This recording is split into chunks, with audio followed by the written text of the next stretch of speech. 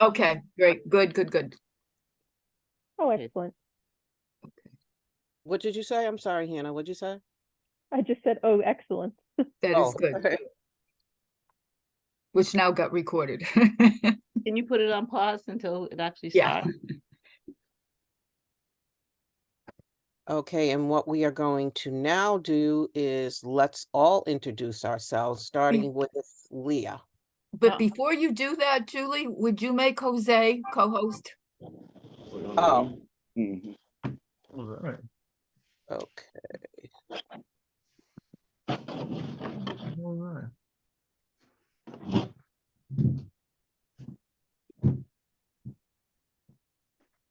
Okay. We all set? Don't you feel powerful? Yeah, that I feel powerful that I know a little bit how I'm what I'm doing now. That's, you know. Yes. So as you all can tell, this is a very relaxed environment, and so there's it just is easygoing, and a lot of information is going to be shared today. Okay. I'm Leah Randolph. I'm the co-chair for the MOAR DEI Person in Long-Term Recovery. Welcome. Marianne. And I am Marianne Frangoulis. I am the executive director of MOAR, and I'm a person in long-term recovery. And I'm very excited to have all of you and our wonderful speaker, Minister Randy Muhammad, who will be introduced by Leah Randolph. And Who's Hannah. next? Hannah. Hi, everyone. My name is Hannah. I'm the communications and operations coordinator for MOAR. And I think I know everyone for the most part, but it's good to see everyone, and looking forward to Randy's share. And then Corey. Hi, good evening. So I'm Corey. I'm with MOAR, fairly new, and really excited to be a part of this, and so excited to be able to be a part of this speaker series tonight. So thanks for having me. Very good. Glad you're here. Thank you. Denise. Good evening, everyone. My name is Denise Pixley. I'm the Assistant Program Director of MOAR, Women in Long-Term Recovery. Good to see everyone. Welcome, Brother Randy. And Brother Paul, stop talking. You got caught, Brother Paul. Yeah, me and Brother Paul go way back. And just to be inclusive, we have Justin. Hey there. Hi there. And we have Julie Pike. Good evening, everybody. I am Julie Pike, full-time recovery coach and supervisor for the Parent Project. Welcome. And then we have Armor. Hi, everybody. My name is Mark Armour. I'm a recovery coach with MOAR. Good evening. And we have Jose. Hello, everyone. My name is Jose, and I'm your IT support. And we have Omar. Hey, everybody. This is Omar. My last name is Ozabal, and I work for the statewide deaf recovery coach. I'm the lead under the Mass Commission for the Deaf and Hard of Hearing. I'm thrilled to be here tonight with all of you. Sorry, I'm driving. I didn't actually realize there was the speaker tonight, so I did want to join, but I'm in my car. And we have Sunshine Scotty. Good evening, everybody. Sunshine Scotty.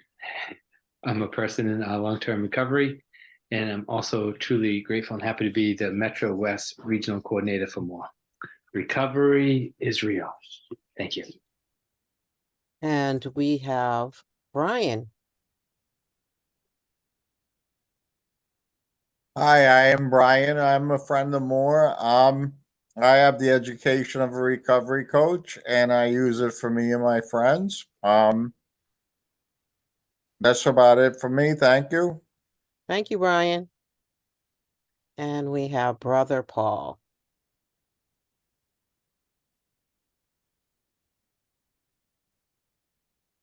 Brother Paul.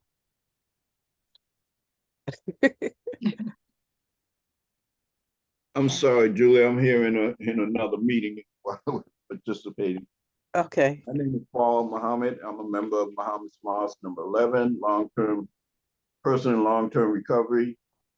Thank you, Julie. Okay, thank you. Okay. And Julie, I left out that I'm really excited to hear Brother Randy, Minister Randy, speak today and hear a little bit of his story. So I can't wait. So I forgot to add that to my introduction.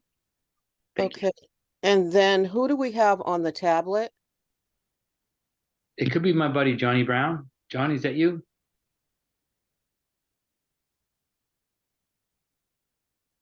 Okay. Johnny, is that you?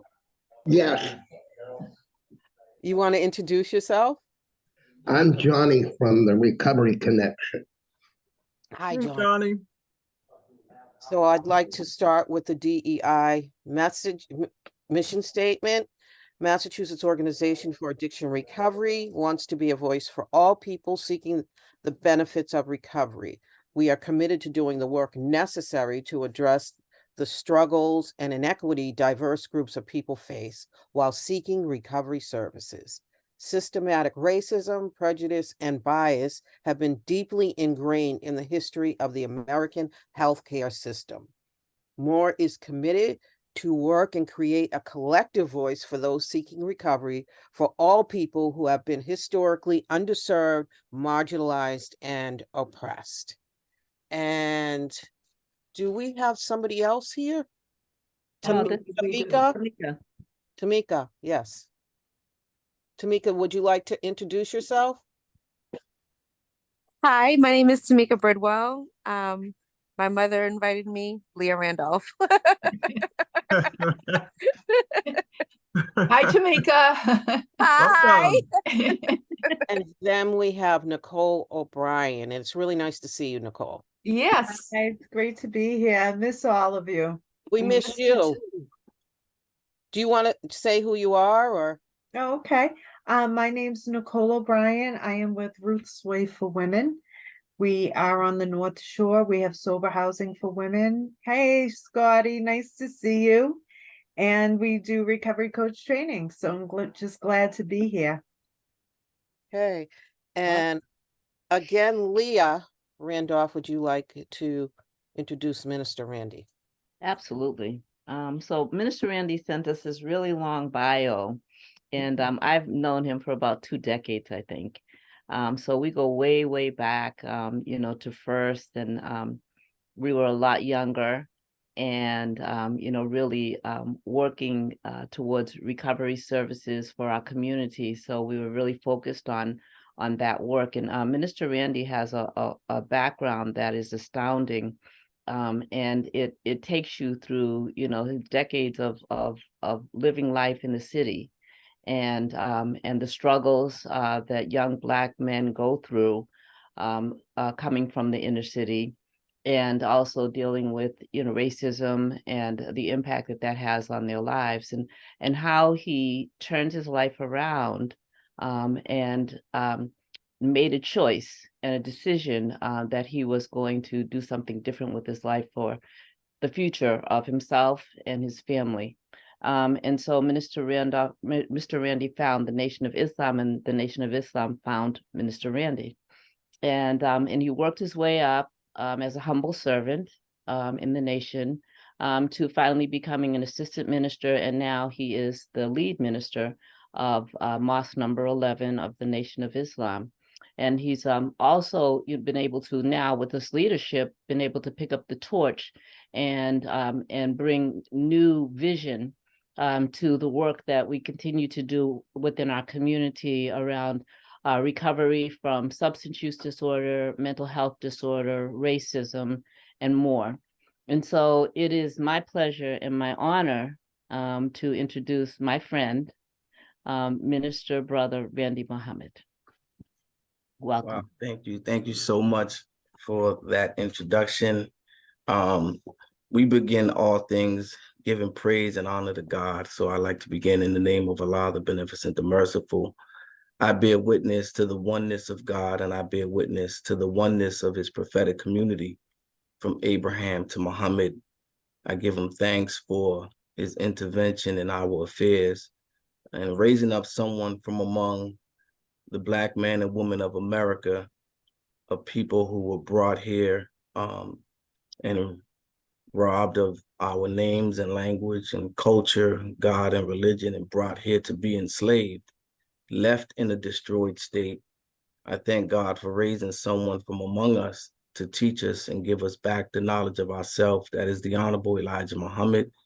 And I thank him for leaving with us my leader, teacher, and guide on scene today, the Honorable Minister Louis Farrakhan. And their names, I greet you in the universal greeting words of peace. We say it in the Arabic language, Assalamu alaikum. Walaikum salam. In the spirit of DEI, that could be your first lesson in diversity, right? Is learning the greetings in peace in the Arabic language. So when we say Assalamu alaikum, it simply is Arabic saying peace be unto you. It is actually a prayer for the peace and blessings of God to be unto you. And the response usually in Arabic is wa alaikum salam, which is and unto you be peace. So I want to wish and bless each and every one of you with peace. I'm honored. I want to thank Leah for reaching out to me and inviting me to be in this speaker series. I want to thank Marianne for allowing me to be here and to speak. And I want to thank each and every one of you for being present to hear what we have to say tonight. I hope and pray that whatever I say today would have been worth your while. Just want to share a little bit about my experience and who I am and the perspective that we come from. I open up in the name of God because there are multiple, and some we say infinite pathways to recovery. And so one of the pathways is faith-based, and that is what has saved me and saved my life. So that is very important to me. And so as we honor and respect all pathways, I represent that particular pathway. So I hope that we can honor and respect that because that's what makes me who I am. So I'm Brother Randy Muhammad, as you was told.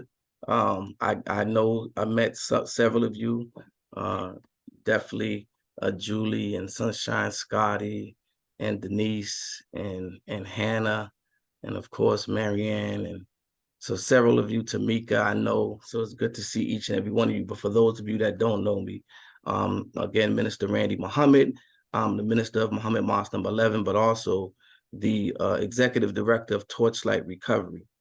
How I identify, we say in the model that we're opening up a recovery cafe. In the recovery cafe model, we say we're all recovering from something, right? And so when I look at myself and I go back to my origins and my history, I could either identify as a person in long-term recovery, or I can identify as an ally. A little bit about me, background story. I grew up here in Boston. I was the youngest child of a family of 8 of Puerto Rican descent. Both my parents are Puerto Rican, so I identify as an Afro-Latino, if you will. Growing up here in Boston, at a very young age, my father left and left us 8 children with a Puerto Rican mother who was really pretty much a homemaker, a housewife up until that time. I was around 8 years old. And, that brought us into tough times.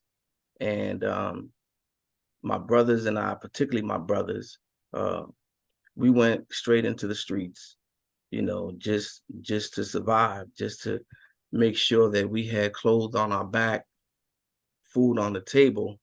We went into the streets, and without the discipline and the example of a father there, my mother, may Allah be pleased and bless her heart, she suffered, obviously, like any woman that undergoes that and is left alone with 8 children to raise. Her English was her second language. And again, she was pretty much a housewife. So it was really hard for her. And so, her going through that trauma, it caused us as the children, particularly the boys, boys are going to be boys. So we went straight into the streets, involved in all type of criminal behavior, from robbery to B&Es to car theft to selling drugs, to carrying guns and involving ourselves in gang activity. That was my lifestyle. From a young child, I was introduced to alcohol. That was a normal part of our routine. Drinking in the first floor of our apartment. I remember we lived on Hampden Street on the 3rd floor. The first floor was the weed spot. That was the weed spot on the first floor. And I remember that was where everybody came by to buy marijuana back then. And naturally, my older siblings, they indulged. And I remember even as a young child, me and my brother, who was just a couple years older than me, we were both still young. We would, they didn't let us smoke and get high with them, not at that age anyways. But we would collect what we call the roaches. we would collect the little leftovers. It would be all over the hallway, and we'll collect enough of those and roll that up. And so that was my experience with getting high, using marijuana, and drinking, and that whole lifestyle. I was blessed to be introduced, as Leah said, to the Nation of Islam, and the Nation of Islam introduced to me. And, at a very young age, by the grace of God, but I felt that I had experienced so much by the time I was, 16, 17. I had done so much because, again, as the youngest, I had 5 older brothers. So when I was 8, 9, and 10, they was 15, 16, 19, and I was like the mascot. I was hanging around with them. Wherever they went, whatever they was doing, I was doing. So I was out hanging out in the streets, drinking, getting high, doing all kind of things. But when I found and I started to listen to the Honorable Minister Louis Farrakhan, it really gave me purpose, and it kind of stopped me in my tracks, and I changed my life, and I joined the Nation of Islam. And because of my background in the streets, I was a founding member of one of the local street gangs out of the Orchard Park projects called the Trailblazers. And my nickname was Trigger. Back then, that's what they called me, Trigger. Carrying guns and deeply involved in that lifestyle. But because of that, when I came into the Nation of Islam and I changed my life around, I was invited to participate in the prison ministry. And I guess my older brother, not biological brother, but the brother in the mosque who was running the prison ministry program at that time, felt that, it'd be good for someone who was a former street guy to go back into the prison to talk to those. I guess that's the peer participatory process, or that's that peer. We was practicing that then before it was labeled. But I would go back, and that started my journey in the prison. I began volunteering. Eventually, I became a chaplain in the prison, and I started my journey as a prison minister in 1994. I became a chaplain in the South Bay House of Correction. And then in 2006, I became the first Nation of Islam chaplain in the state of Massachusetts, which brought me to all of the prisons in the state of Massachusetts, from the maximum security. I was at Walpole, Susan Baranowski, Shirley, Shirley Medium, Concord, Gardner. I was going to all of the prisons every week. And so my work in the prison ministry, this is where it kind of dovetails. You know, before the country acknowledged the opioid crisis as a crisis and addiction as a problem, Black and brown communities have been devastated for decades with the scourge of first heroin going back to the 60s, and definitely in my time and era, the crack epidemic. And so, you know, but during that time where it was primarily Black and brown folks and communities that were being devastated by drugs, there wasn't a lot of programs, and we weren't, you know, the addiction wasn't being treated as a disease. So what we were receiving, we were being criminalized. Our people were being criminalized. So the majority of those that ended up incarcerated ended up in jail because of addiction, you know, crimes that they committed while under the influence or to support a habit, you know. And so inevitably, as a chaplain, those who I ministered to in the prison were those in the recovery community. And so, you know, that's what started my work, if you will, in recovery, was doing prison ministry. And I was blessed to be able to be effective and successful in transforming, you know, a lot of lives of men that changed their lives in prison through the ministry, and were able to come home. I noticed, you know, that one of the things that struck me was that sometimes I will see the brothers in prison, and everyone that got out, I may not seen. They may not follow through and came to the mosque and whatnot. We was blessed and fortunate to get several that did. But one I remember vividly when I seen one of the brothers that I knew from behind the walls, and I remember he was clean and sober. I didn't even know that he had a problem with addiction. And then I seen him years later in the streets when he was back under the grips of addiction, and just to see the night and day, you know, and to see someone who I'd met in prison who was pretty much intelligent, sharp, you know, respectful, and carried himself very well, to see him back in the element, you know, it really, that stuck with me. And part of that made me want to continue to find a way to serve that community in a greater way, to expand our capacity to serve. I'll say this. So though I experienced with alcohol and marijuana before I changed my life, I never really did anything beyond that, any other substances, narcotics. So again, when I say I could identify as a person in long-term recovery, I say that because we're all recovering from something. And so I'm definitely recovering from those things, and also a life of crime and gang and violence and all of that. But I could also, you know, identify as an ally. And I say that because, you know, one of the things that struck me as well in my personal story was that as we were in the streets, you know, before I joined the Nation of Islam, I also witnessed my brothers that were my heroes, right? That I looked up to. They were like Supermen to me. They were like the coolest people, you know, the toughest, the cleanest, the freshest, you know. But two of my brothers, three of my brothers fell victim to addiction. And I saw the transformation. You know, I saw how the drugs changed them, everything about them, and devastated them, devastated their families, you know.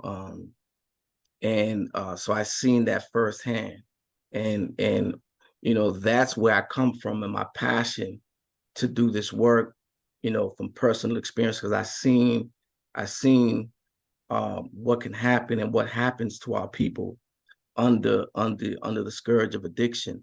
I seen great people who fell victim, and I know that they're great, and I know their potential, and I know their reality if they could only overcome the addiction.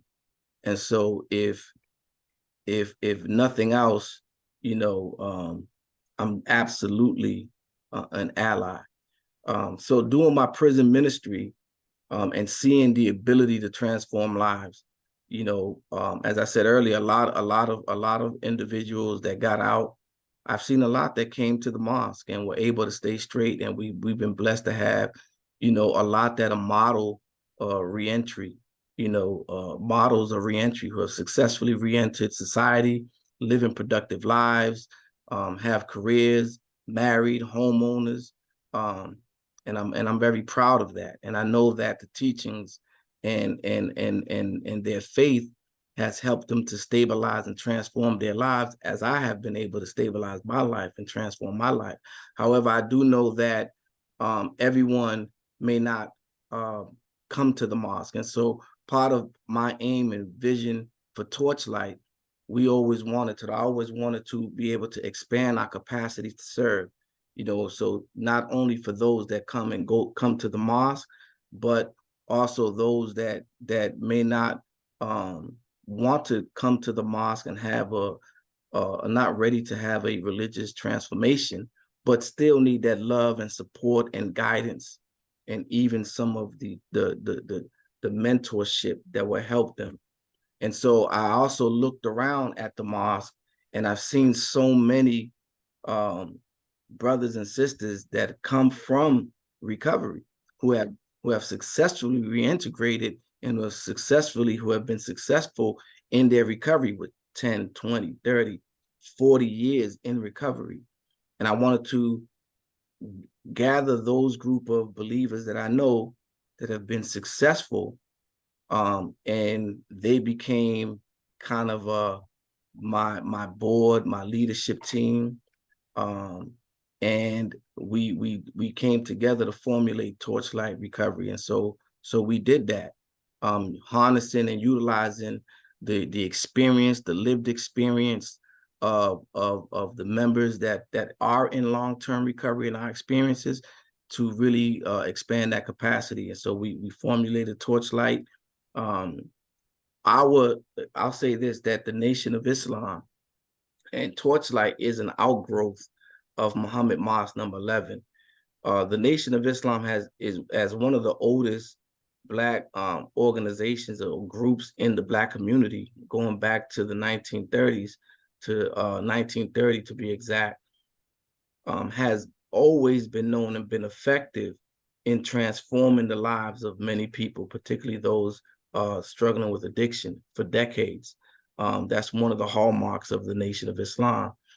If you watched, there was a documentary that came out on, it's actually called The Godfather of Harlem, The Life of Bumpy Johnson. But I don't know if any of y'all seen that. Thumbs up if you've seen that, anyone? Hands if you've seen that? Okay. If you've seen that, you know that in that documentary, which, they tell you at the beginning of every series, right, that, that it's fictionalized, is not real, but it's loosely based on some real events.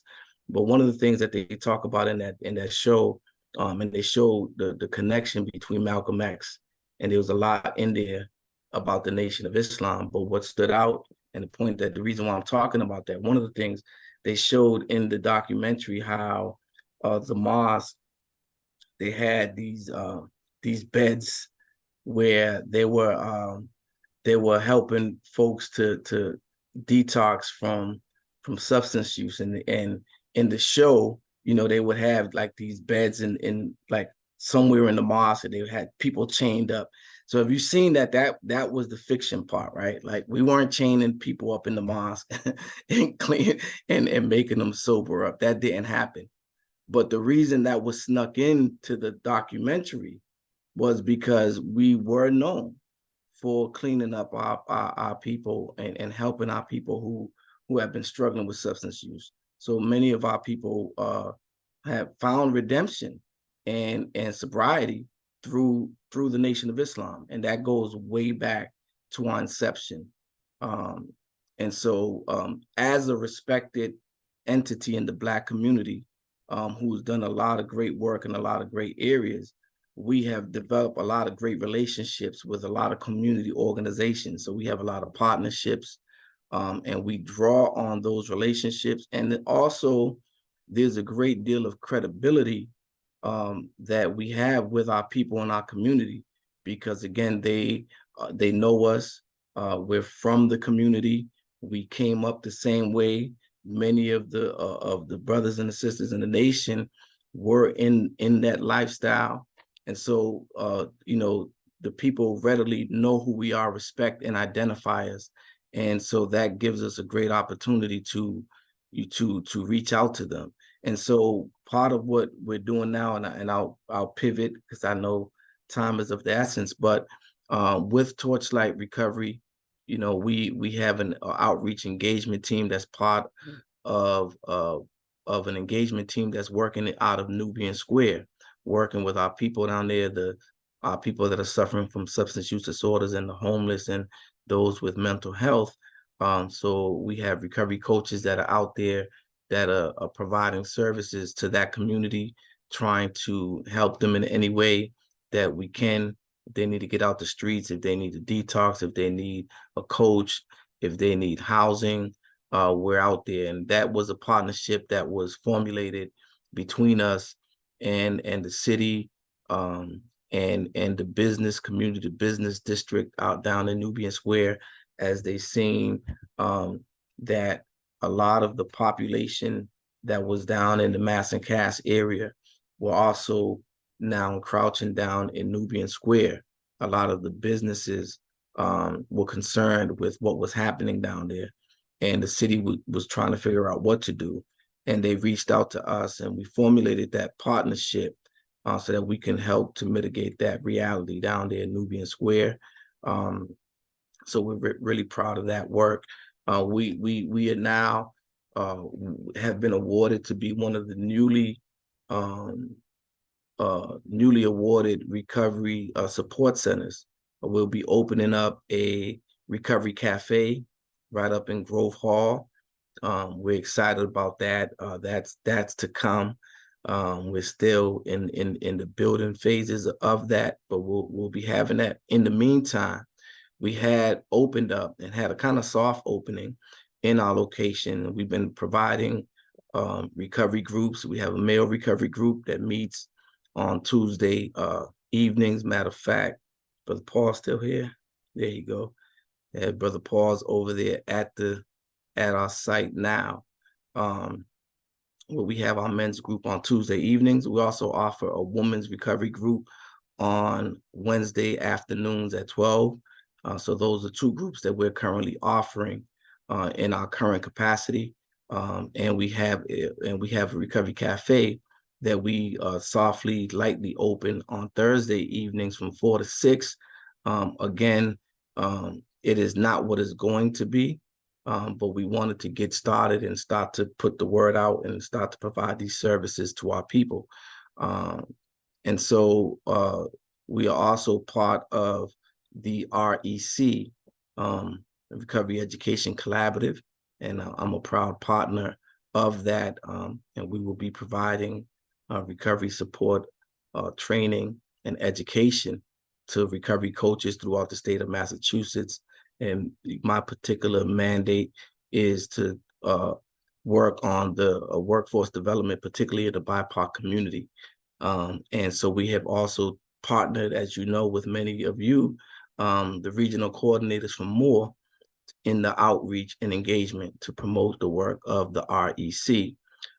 So that is who I am, and that's a little bit about my background. Again, I don't want to take up too much time, but I wanted to just share some of those things, who we are, what we're doing, and what we're offering. And at this time, I did want to leave some time if there was any questions for me that I may answer on anything that I might have said that wasn't clear, or anything else that you would like to know with regards to Torchlight. So with that, thank you very much. And as I opened up with peace, we always close with peace. I'll say it again. Assalamu alaikum. Thank you. Do we have any questions, comments?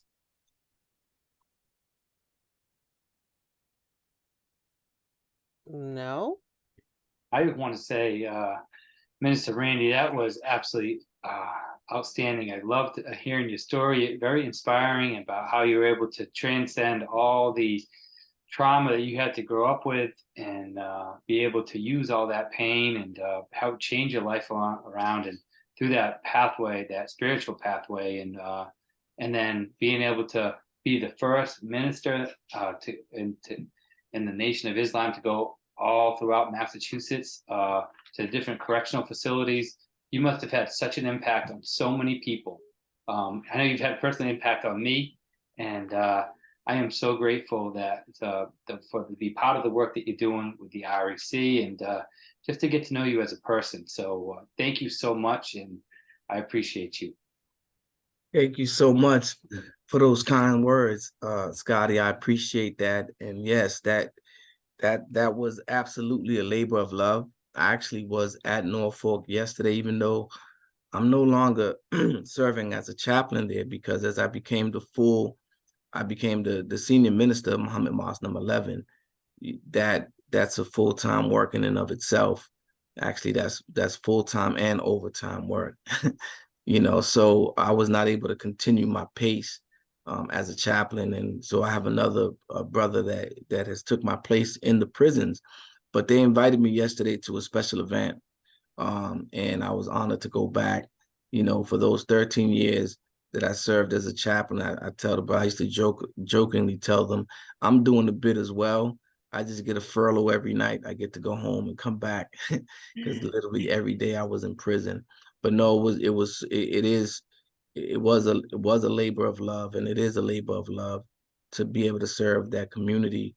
And that gives me so much purpose, to be able to see men transform their lives. And again, I've been blessed to also see a lot of the men who were impacted, who transformed their lives, who are now out here making a difference. So thank you for those comments.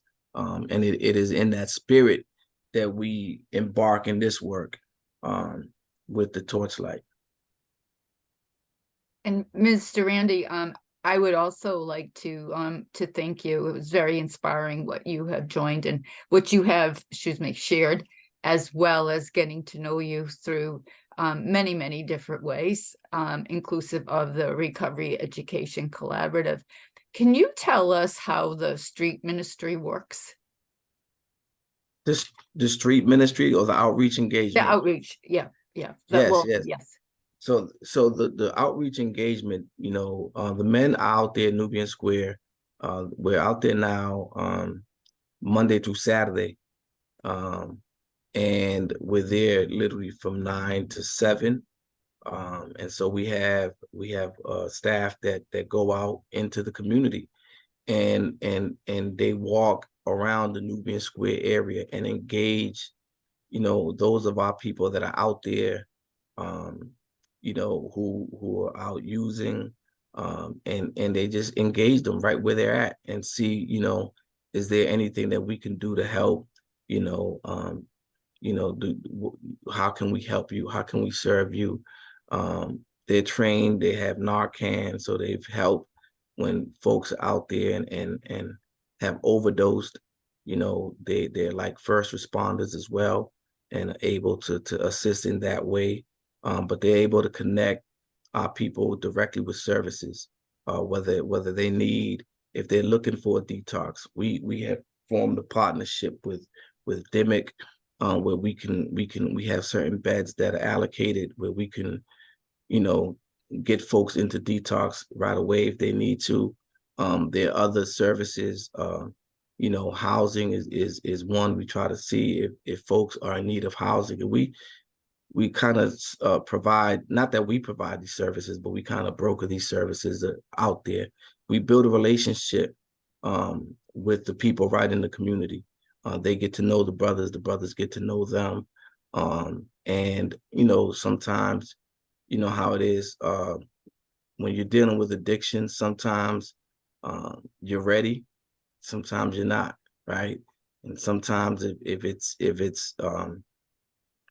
the way it usually goes is it is if you're able to get high, you got money, sometimes you're enjoying yourself, but sometimes you hit those low pockets, and you reevaluate in your life.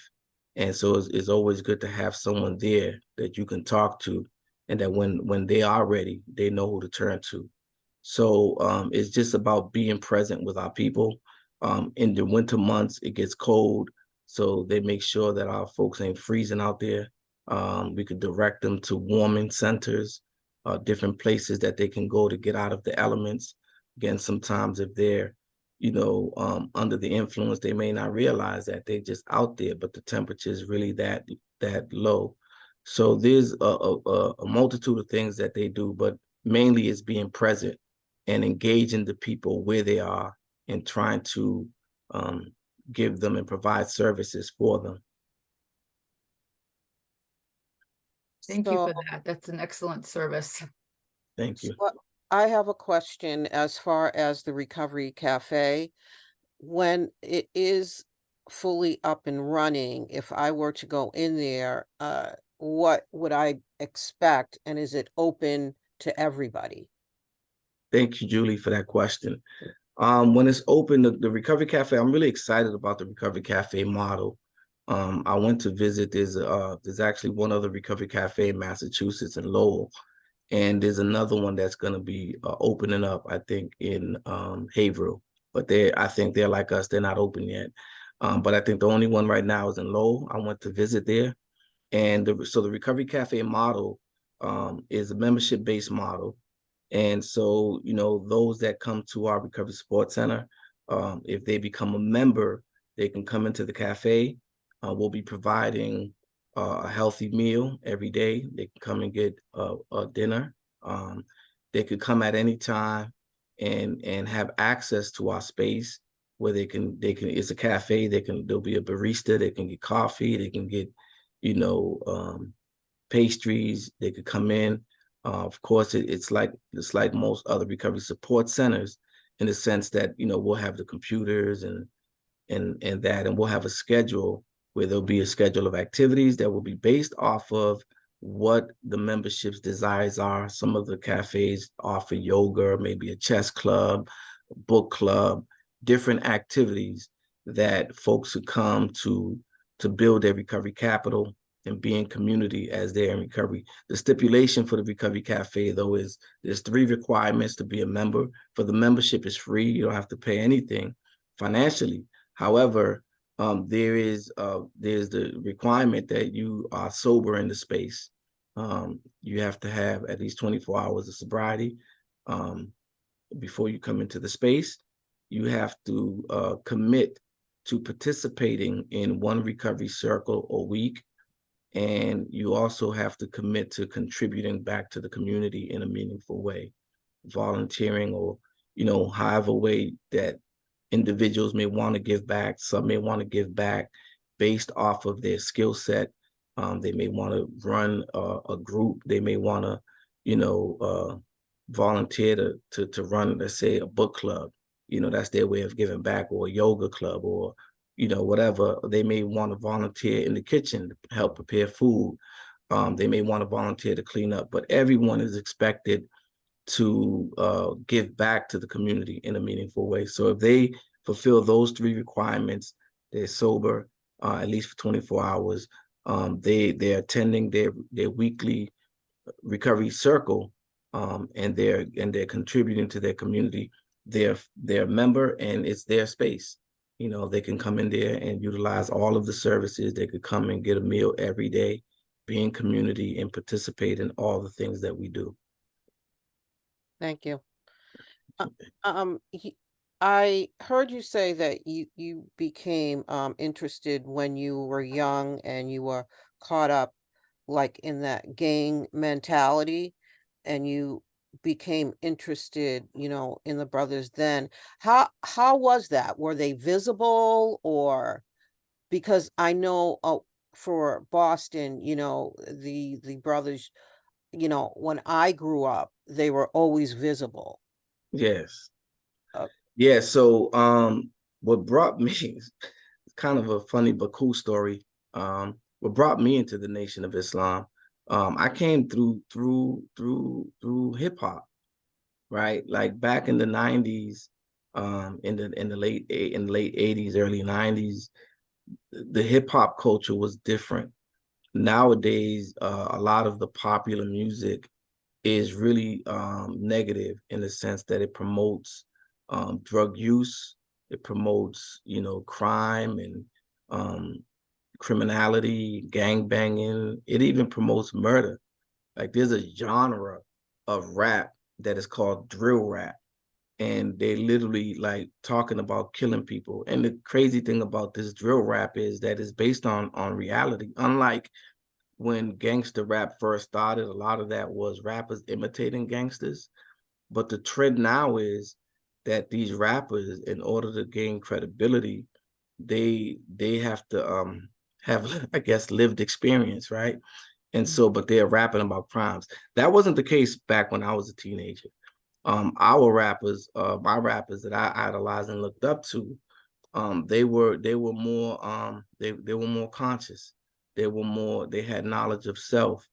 So one of my favorite rappers is KRS-One, and his name literally is an acronym that means knowledge reigns supreme over nearly everyone. So the rappers were talking about Black leaders. They were talking about Malcolm X. They were name dropping Malcolm X. They were name dropping Minister Farrakhan. They were talking about Africa. They were wearing African medallions. There was a time when the X was very popular, and so it was from a rapper that I first heard the name Farrakhan, and I was an MC. I used to rap as well, and so I was always into the lyrics. And Public Enemy, they had a different kind of cadence and style. So I would study his lyrics. And in studying his lyrics, he kept name dropping his name that I've never heard before. That just made me curious. And so as I started to look into it, I found who Minister Farrakhan was, and I got a tape and I started to listen. And then yes, though the brothers were present. So I came into the Nation, that was like 88, you know, and it's like the brothers are present, but sometimes when you're not in that lifestyle, you may not even see them. It's like when you buy a new car and then you start seeing that car everywhere. And before, you never even saw that car before. That anyone ever have that experience? You start seeing your car everywhere now that you have one. Well, it was like that with me. I really didn't know the brothers before I came into the Nation, and I really didn't see them. I didn't know who it was. But when it was through the rappers who were name dropping that made me curious and made me study. And then I did see the brothers, and that's how I eventually came up to the mosque. But it's very important, because again, I know that was a change agent for me, and I know it was a change agent for many. And I'll say this, I count it a blessing, but I had the opportunity to work with some of the most violent people in our state. Now I'll rephrase that. I had an opportunity to bless with the most violent people in our state. I won't say probably, I'll say with the most violent. Literally in Walpole, in DDU. DDU is the Department Discipline Unit. It is a jail for those that are in jail. So if you're in jail and you get into a fight and you stab somebody, or if you kill someone while you're in jail, they'll send you to the DDU and you're sentenced there to a 23-hour lockup. And you could be in that situation for, I know there's one brother that was there the whole time I was serving as a chaplain for 13, 14 years. The whole time that I was there, he was in the DDU. 23-hour lockup. You get out for 1 hour, you're cuffed, you're shackled by your feet and your waist, and you're escorted to a kennel. And then you're let go in the kennel, and you have an hour to move around and then go back. But again, that was a place for some of the most violent people in our state.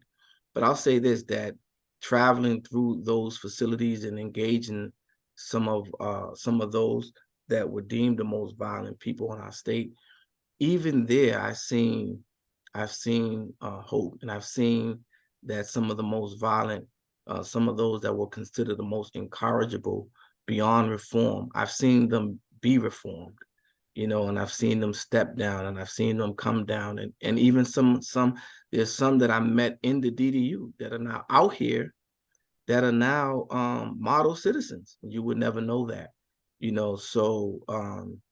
so yes, I know that that's the difference, right, between someone who may be a terror or someone who is extremely violent in our community, but the introduction of these teachings have had a tremendous effect in transforming the lives of our people. Again, one of the greatest examples of that transformation you see in the story of Malcolm X. So no, I think it's very important for the brothers to be out there and for us to do that work. So thank you for asking that. Oh, go ahead. No. Go ahead, because I can ask questions all day. Right. I think an important question that I have is for people to be able to understand the distinction between the work that Torchlight is doing in the Nation of Islam, and the doors are open to all people, no matter what their background is. Could you talk a little bit more about that? Absolutely. So my pathway is definitely faith-based, but we respect all ways to recovery. And so again, part of the reason to establish a Torchlight was because everybody may not come to the mosque, but Torchlight, is non-denominational. It's not, even though that's my personal pathway, what I practice, that's not what Torchlight is necessarily about.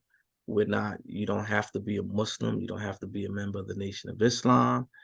We provide services for everyone who's in need. We don't discriminate against any of our people, regardless to race, religion, creed, and we wanted to provide that service, open up those services to all of our people. So though that is our, a lot of, and we have there are folks in Torchlight that's not members of the Nation of Islam. So I got to say that as well. So even though, like I said, it is an outgrowth of the mosque, I like to use that word outgrowth, right? But it is not the mosque, right? And so you don't have to be a member of the mosque to work for Torchlight or to receive services. And when we open up our cafe, the doors are open to anyone who's in need of services. We're here to provide that services, and we wanted to create a vehicle that would allow us to expand that capacity so that we can open it up, not just to the members of the Nation of Islam or those who are Muslims, but really to open it up to the community. But at the same time, we are an example to our people of someone that have that lived experience, that understands where they're coming from, that has the compassion to work with our people in a non-judgmental way, right? And be there with them. That's one of the things that I learned in the Nation of Islam, that I loved about the Nation of Islam. I laugh as I think about that, because I said I was in a gang before I came into the Nation of Islam. My first time visiting the mosque, I'm coming from Orchard Park. The mosque is up in Grove Hall. It's in the middle of 3 other main gangs. If not familiar with the gang area in Boston, so coming from where I was coming from in Orchard Park, at the Cross, Interville, which was a main gang. There was actually what they called the Big Head Boys on Devon, which was another gang. Castlegate is a block away from the mosque, and Humboldt is right around the corner. And I'm coming from Orchard Park. So when I came to the mosque, you know, I walked into the mosque with a knife in my pocket. That was at the least thing that I carried back in those days. And I thought I'll be safe, but I thought I'll be okay to enter the mosque.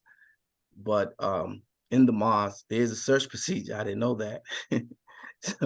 So when I went to the mosque and I seen that they were searching people, I went out and I stashed my knife, my little knife, behind the mosque. And mind you, my first visit to the mosque, what propelled me to go to the mosque that Sunday was because Minister Farrakhan was in the city, you know, and I heard on the radio that he was in the city. He actually, Minister Farrakhan grew up in Boston, and his mother was living in Boston at the time. And at the time of her transition, when she passed, he actually came to the city to bury his mother. And you know, I love the minister for this, because most of us, if we lost our mother, we'll take time off of work, right? We'll be bereaving, we wouldn't do nothing. And you know, the minister came to town for that purpose, but he did not shirk his duty to teach that Sunday. So he taught that Sunday at the mosque. And I used to listen to the radio. We had a radio program, and this was before I ever came to the mosque. When I heard that the minister was going to be there, I had to go. But I went with a knife in my pocket. I had to go in the back and stash my knife. And when I went back in, you know, the brothers had a security, so they had a walkie-talkie. They said, send that brother that just went in with the black leather coat and the cap, send him back out here. And I go outside. You know, I hear that, so I go back outside. And I know, Leah, you remember Brother Sekou, and Julie, you may know Brother Sekou. But Brother Sekou, he was FOI, he was in the nation then. A big, strong brother, right? No nonsense brother. He was the one that found my knife. And so he has my knife, and he's like, man, is this yours? And I was, you know, my heart, you know, but what I loved was even though they called me out, I felt the love and the non-judgmental spirit. So he said, no, he said, it's okay, brother. He said, but you can't put it behind the mosque. He said, you got to go take that somewhere else, but come back, you know. And I came back. But I say that to say, one of the things that we say, and what made me, and allows me to go into the prison and speak to our people, is that we look, you know, there's a scripture that says he looked past my faults and he's seen my needs, you know. And so that's the kind of non-judgmental spirit that we come in. When I go into the prison and I'm speaking, I'm not looking at someone who's a killer. I tell them, you're not a killer. Murder is something that you did, is not who you are.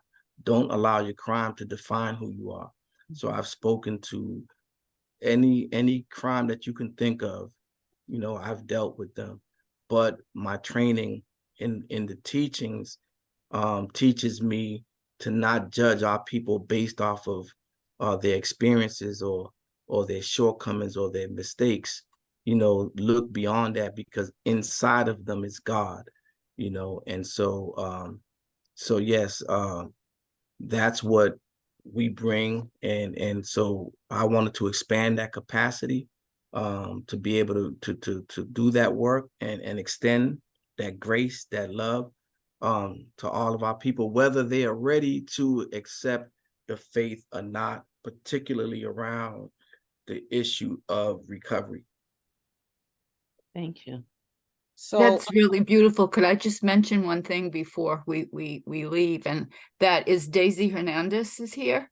And Daisy, yeah, is a member of the Recovery Education Collaborative, and she mentioned something really significant in chat. And so I just would like for Daisy to say hello. Unless did she just leave? Oh, well. I was seeing her a little while ago. Yeah. I think she just left. Yeah. Okay. Well, at least she got her name mentioned. So this has really been great, and I did have one more question, but maybe me and you can have a conversation about, we heard a lot about the brothers and everything. I would like to know how the sisters, what role do the sisters play in this movement? But me and you can have that conversation. Can I answer that real quick? Okay. Real quick, I'll be quick. No, thank you for that. Thank you for that. A lot of times I speak about the brothers because I spoke at men prison. So I was mainly dealing with the men in prison. But no, we do have sisters as well that are part of Torchlight. We have several that are going through the training to become recovery coaches, who have lived experiences, who are part of the cafe, and actually who run the women's circle. So we do have women, and even in our outreach engagement team, we do have a sister that is part of the team as well. So it's not just the brothers, it is the brothers and the sisters. Thank you for that, Julie. I appreciate that, because that was my blind spot.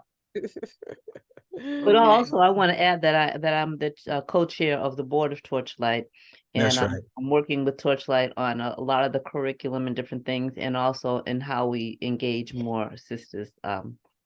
Just so you know. Absolutely, absolutely. So we have women on our leadership team, and Leah is not at least officially a member of the Nation of Islam, number 11, though she's been with us for many, many, many years, as a visitor, as a supporter, as a sister, as a friend.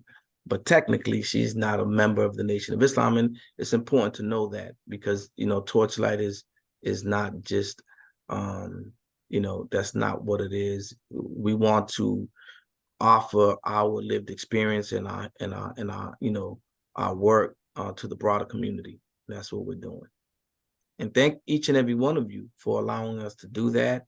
Thank you, Marianne, for all of what you do and even allowing me on this platform. Thank each and every one of you for even listening, so that you can get to know us a little bit better. I feel that hopefully that this talk brings us a little bit closer, and we have a little bit more connection. So thank you all for being here and for having me. Thank you. Thank Very, you. very welcome. Thank everyone for joining us.